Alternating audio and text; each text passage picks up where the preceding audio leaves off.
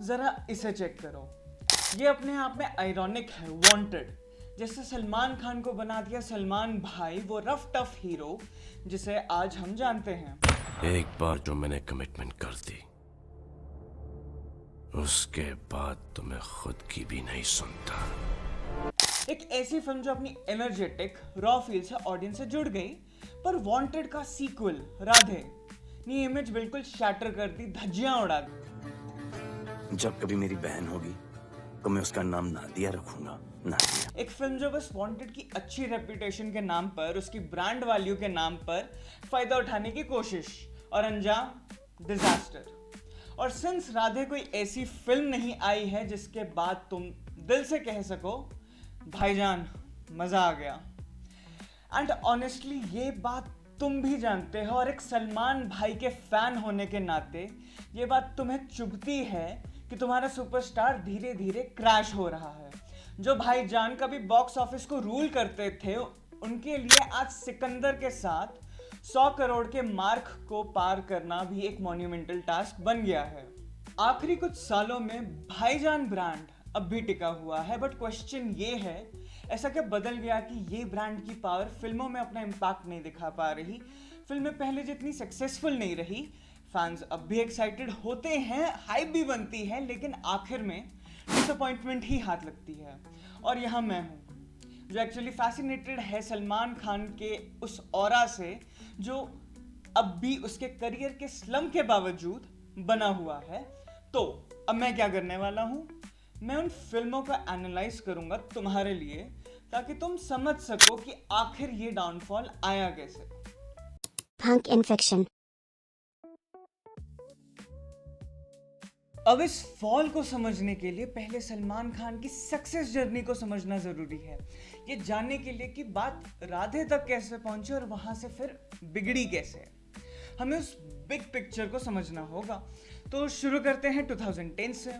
भाईजान का golden era, एक था टाइगर का एक्शन, बजरंगी भाईजान का इमोशन और सुल्तान का मोटिवेशन। ये था सलमान खान का अनटचेबल एरा, जहां स्टारडम, सक्सेस, फैंस का प्यार सब एक इंडस्ट्री लैंडमार्क बन गया। लोग बोलते थे भाई की ब्लॉकबस्टर स्ट्रीक को कोई हाथ नहीं लगा सकता, कोई चैलेंज नहीं कर सकता। पर कहीं ना कहीं वो स्ट्रीक धीरे धीरे डिमिनिश हो गई, क्रैक्स दिखने लगे, पब्लिक का मूड बदला, एक्सपेक्टेशंस बदली, ट्यूबलाइट आई। पर फैंस ने कहा एक्शन चाहिए था, मेलोड्रामा नहीं। फिल्म फ्लैट हो गई। फिर रेस 3 आई, एक सक्सेसफुल डिजास्टर जिसे देखकर बस ये समझ नहीं आता था कि ये फिल्म बनाई किस लिए गई थी। और ऊपर से हर सीन में भाईजान की 1000 एंट्रियां। और दबंग 3 जो पाथ ब्रेकिंग सिर्फ इसलिए था क्योंकि इसने दिखाया कि एक वेल लव्ड फ्रेंचाइज को कितना खराब किया जा सकता है।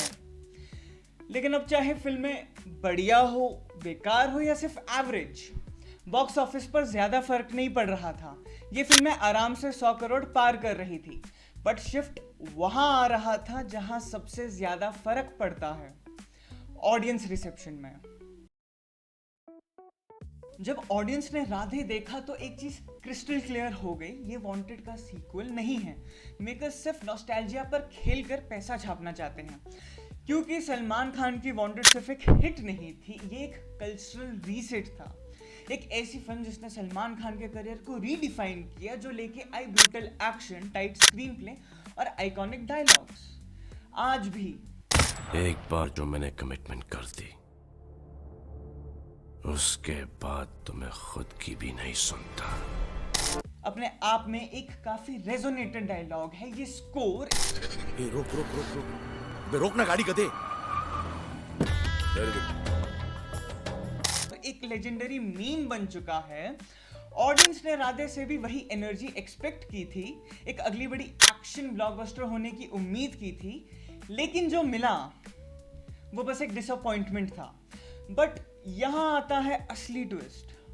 राधे एक नॉर्मल टाइम पर रिलीज नहीं हुई थी, ये थी एक पेंडेमिक एरा हाइब्रिड रिलीज, मतलब थिएटर प्लस ओटीटी के साथ। और ये था एक मैसिव गैम्बल। उस वक्त जब बॉलीवुड फिल्म फ्लॉप्स हो रही थी, बायकॉट बॉलीवुड मूवमेंट ट्रेंड कर रहा था, तब भी राधे के लिए हाइप फुल ऑन था। फैंस ने तो रिलीज से पहले ही डिक्लेयर कर दिया था ब्लॉकबस्टर आ रही है। एक्सपेक्टेशन सिंपल थी, एक सिंपल क्राउड पुलिंग फुल मसाला एंटरटेनर मिलेगा। लेकिन जैसे ही फिल्म ड्रॉप हुई, रियलिटी ने जोर का झटका दिया। वांटेड की टाइट एक्शन और ब्रूटल स्टोरी टेलिंग की जगह राधे ने दिया lazy script, chill mode Salman Khan and एक पेनफुली आउटडेटेड स्टाइल। और ऊपर से ये थी द आउटलॉज का लूज रीमेक। लेकिन मजा कहाँ था? कहीं नहीं। फैंस भी इग्नोर नहीं कर पाए कि एक और चीज, लीड्स के बीच का ऑकवर्ड एज गैप। और जब हीरोइन रियल लाइफ में जैकी श्रॉफ के बेटे को शायद से डेट कर रही है, लेकिन फिल्म में जैकी श्रॉफ हीरोइन के बड़े भाई बने हो, that is not just odd, that's it's full face palm moment. और फाइनल ब्लो, राधे फ्लॉप हो गई, वो भी बहुत जोर से। IMDb रेटिंग सीधा 1.7 पे आ गई और फिल्म बन गई एक मीम मटेरियल। जो शुरू हुआ था भाई इज बैक के नारे से, वो खत्म हुआ भाई प्लीज रुक जाओ। ना सलमान खान का स्पाई यूनिवर्स में वापस आना, टाइगर 3 करना कोई शॉकिंग चीज तो थी नहीं। I mean, Hollywood style action thriller, bike ceases, गुंडे उड़ाना, लेफ्ट राइट सेंटर, कौन सा फैन मिस करना चाहेगा? पर बैम, बीच में घुस गया पठान। नॉट बिकॉज उसकी जरूरत थी, बट क्योंकि YRF को याद दिलाना था, ये फ्लेक्स करना था कि ये एक स्पाई यूनिवर्स फिल्म है जिसका सीक्वल भी आएगा। और क्योंकि कहानी चाहे जहां पे निपट जाए, लेकिन सीक्वल का सिलसिला तो वहीं से शुरू होता है जहां के नंबर्स अच्छे दिख रहे हो। और फिर टाइगर ने पाकिस्तान के साथ मिलकर पाकिस्तान को हरा दिया। Wait what? जो भी हो, लोगों ने बस इतना ही केयर किया जितना जरूरी था। फिल्म ने कमाए around 460 crore against 300 crore budget with average IMDb rating of 5.7। तो हाँ, टेक्निकली फिल्म सक्सेसफुल थी, लेकिन दिल जीतने वाली बात नहीं थी। बट लेट्स रिवाइंड टू 2021, जब सलमान खान एक ब्रूडिंग कॉप के रोल में दिखते हैं जीजाजी आयुष शर्मा के अपोजिट अंतिम में। फुल ग्रिट, ग्लेयर और एक नॉस्टैल्जिया का फील, एक glimpse of old vintage classic Salman भाई वाज समथिंग रिफ्रेशिंग। मुझे अंतिम पसंद आई थी क्योंकि भाई ने इस बार स्टाइल से ज्यादा सब्सटेंस पर फोकस किया था, बट बॉक्स ऑफिस ने बेयरली रिएक्शन दिया। नॉट बिकॉज फिल्म बेकार थी, पर क्योंकि पब्लिक को रीमेक चाहिए ही नहीं। Even a good remake is still a remake. और बाय 2021 ऑडियंस बोल चुकी थी, भाई नया प्लॉट लाओ या मत आओ। फिर आई किसी का भाई किसी की जान, और कौन भूलना चाहेगा वो टाइटल से लेकर हेयर स्टाइल तक का आइडेंटिटी क्राइसिस। ईद रिलीज थी, क्राउड तैयार था एक मासी भाई फेस्ट के लिए, बट अनदर रीमेक जिसमें लगता है मेकर्स ने साउथ फिल्म को 2x स्पीड में देखा और बोल दिया सब डाल दो। टाइट जीन्स, पफ्ड चीक्स और एक ऐसा प्लॉट जिसको ऑफिशियली एपिक डिजास्टर की कैटेगरी में डाला जा सकता है। सलमान भाई की जर्नी इन फिल्म्स के थ्रू एक फुल ऑन रोलर कोस्टर रही। अल्टीमेटली ये सब फिल्में मैसिव लेटडाउन्स थी। सलमान खान की फिल्में चाहे फ्लॉप हो रही हो, लेकिन उनके कैमियोज अब भी फुल पैसा वसूल हैं। और आयरनी देख लो, जब भाई लीड रोल में नहीं होते तभी सबसे ज्यादा शाइन करते हैं। ऑडियंस का एक्सपेक्टेशन हमेशा से यही रहा है, सलमान है तो ब्लॉकबस्टर गारंटीड है। टाइगर, दबंग, किक, फॉर्मूला सिंपल था, सलमान इज हिट। लेकिन आज का सीन बिल्कुल उल्टा है। पठान में सिर्फ 5 मिनट का टाइगर कैमियो SRK के साथ, और that outshone the mediocrity, that was Pathaan. Baby John भी भाई को छोड़े बिना रह नहीं पाई, और वो भूले बिसरे सिंघम अगेन में भी एक झलक मिली चुलबुल पांडे की। स्वागत नहीं करोगे अब हमारा?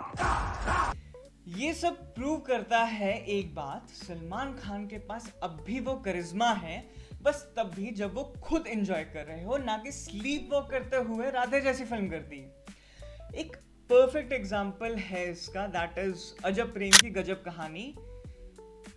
एक छोटा सा कैमियो था, XGF कैटरीना थी, रणबीर लीड में था, जिनके डेटिंग रूमर्स फ्लोट कर रहे थे, और अपने चार्म और ह्यूमर के साथ सलमान ने एक मूवमेंट में ही सीन चुरा लिया, जिस पर तालियां बजी, क्योंकि शायद मन से किया था। जब मन से करे तो स्क्रीन पे वो स्पार्क दिखता है, जब जबरदस्ती करे तो एक चीज जो कॉन्ट्रास्ट में है। एक्सपेक्टेशंस ऐसी है कि फिल्में as a lead Salman Khan को ऑब्सक्योरिटी में पुश कर रही हैं, but at the same time cameos आज की डेट में सलमान भाई को ज्यादा रेलेवेंट बनाकर रख रही हैं। 200 करोड़ का बजट एंड स्टिल सिकंदर के लिए कंफर्टेबली 100 करोड़ क्रॉस करना एक टास्क बन गया है। The box office didn't just dip, इसने एक काफी ग्लेयरिंग प्रॉब्लम को एक्सपोज किया है, ऑडियंस डिस्कनेक्ट। और ये डिस्कनेक्ट तब आया जब फैंस को प्रॉमिस किया गया था एक मास एंटरटेनर, प्रॉमिस किया गया था कि ये राइड फन होने वाली है, एक सेलिब्रेशन ऑफ भाई ऑफ देयर स्टार होने वाली है। बट जब स्क्रीन पर स्टोरी अनफोल्ड हुई तो सबको पता चल गया ये वही पुरानी टेम्पलेट है, सिर्फ नए पैकेजिंग के साथ। मैंने सिकंदर का ओवरव्यू बनाया है, जाके चेक कर सकते हो। बट उसके अलावा जो मैं यहाँ बोलूँगा इस फिल्म के बारे में, दैट विल बी कि ये बहुत केयरफुली और माइंडफुली सलमान भाई की इमेज को केटर करती है, वैसे ही डिजाइन की गई है। सो मच सो कि एक्चुअल स्टोरी और स्टेक्स कहीं पीछे रह गए। और इन अ कंपैरिजन जहां Jawan redefined Shahrukh Khan mass hero persona, Sikandar tried to replicate that but failed spectacularly. सच कहूं तो इवन बाय जेनरस स्टैंडर्ड्स ये फिल्म इतनी मीडियोकर थी कि ओके कहना भी एक कॉम्प्लीमेंट लगेगा, एंड दैट हर्ट्स, क्योंकि जैसा थंडर सलमान खान का है, he deserves a comeback. Sikandar तक एक बात क्लियर तो हो चुकी है, Salman Khan is no longer script proof. जो एक्टर कभी सिर्फ अपनी प्रेजेंस से बॉक्स ऑफिस तोड़ देता था, अब वही वीक राइटिंग के सामने झुक रहा है। बट यस, भाई से तो ये एक्सपेक्ट किया जाता है कि वो हर स्लम्प को बुलडोज कर देंगे। कैमियोज अभी भी बस क्रिएट करते हैं, टाइगर 3 ने डिसेंट नंबर्स किए हैं, और किसी का भाई किसी की जान, चलो छोड़ो, उसके बारे में हम प्रिटेंड ही करते हैं कि वो कभी बनी नहीं थी। लेकिन सिकंदर ने एक बात प्रूव कर दी, charisma alone is not enough anymore. अब ऐसी स्क्रिप्ट्स चाहे जो सिर्फ फैंस को नहीं, सलमान खुद को भी एक्साइट करें। We miss the Salman of Sultan, जहां हार्ट था, हीरोइज्म था, और एक कहानी थी जो मोटिवेट करती थी, एंटरटेन करती थी, याद रह जाती थी। पर अभी भाई seems to be swinging in the dark, looking for that one solid hit that's more than just hype. एक ऐसी कहानी जो पोस्ट करने का नहीं, परफॉर्म करने का मौका दे। That said, what do you think? मुझे कमेंट्स में बताओ। बाकी एफर्ट अच्छा लगा तो अप्रिशिएट करने के लिए लाइक, शेयर और सब्सक्राइब करना मत भूलना। तब तक के लिए ये था पंक इन्फेक्शन, मिलते हैं अगली बार। Signing out, peace. Punk Infection.